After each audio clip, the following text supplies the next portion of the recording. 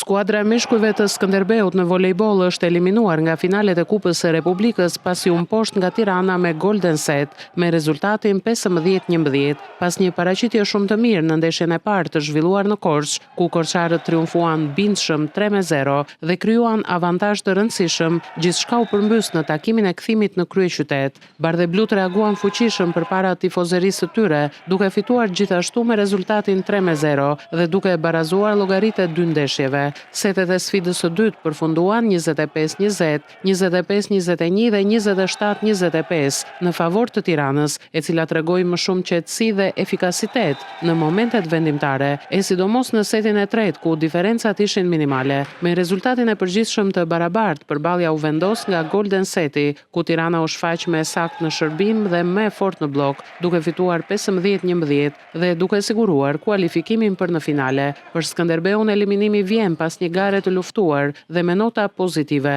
por që në fund nuk mjaftoi për të vazhduar më tej në Kupën e Republikës, ndërkohë Tirana vijon rrugtimin drejt finales me synimin për të ngritur trofeun.